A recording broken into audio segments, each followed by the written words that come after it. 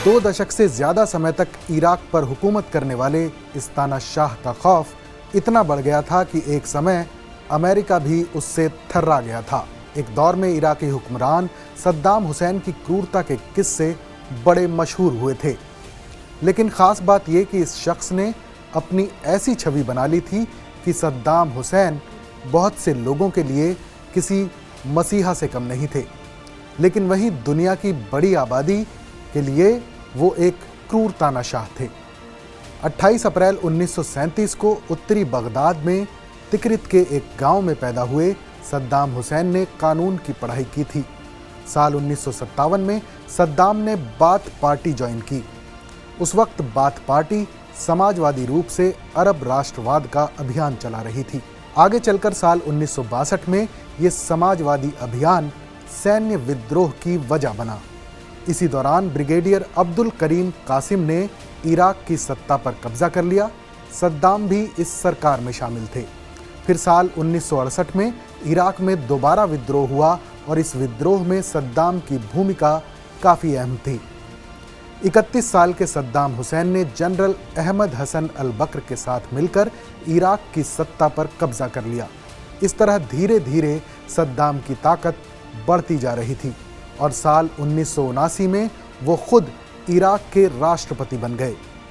दरअसल तब सद्दाम हुसैन ने खराब सेहत के नाम पर जनरल बकर को इस्तीफा देने के लिए मजबूर किया और खुद को देश का 5वां राष्ट्रपति घोषित कर दिया। सत्ता संभालते ही सद्दाम हुसैन ने अपने खिलाफ आवाज़ उठाने वालों को मारना शुरू कर दिया। राष्ट्रपति बनने के बाद सद्दाम के निशाने पर शिया और कुर्द समुदाय रहे। उन्होंने सबसे पहले शिया और कुर्द आंदोलनों को दबाया। सद्दाम हुसैन ने अमेरिकी नीतियों का भी विरोध किया। 1980 के दशक की शुरुआत में सद्दाम की हत्या की साजिश रची गई। फिर तानाशाह सद्दाम हुसैन ने अपनी हत्या की साजिश रचने वालों से बदला ले लिया और इराक के दुजैल शहर में साल 1982 में एक बड़ा नरसंहार करवा दिया। इस नरसंहार में सद्दाम के मुखालिफ 148 शिया लोगों की हत्या कर दी गई और इसी मामले में 5 नवंबर 2006 को सद्दाम हुसैन को सजाए मौत सुनाई गई। साल 1988 में ईरान के साथ चल रही जंग खत्म हुई। युद्ध विराम का ऐलान होने के बाद सद्दाम अपनी सत्ता को बनाए रखने के लिए अपनी ताकत को बढ़ाने में लगे रहे। लंबी दूरी की मिसाइलों, परमाणु हथियार, जैविक और रासायनिक हथियारों को विकसित करना शुरू कर दिया।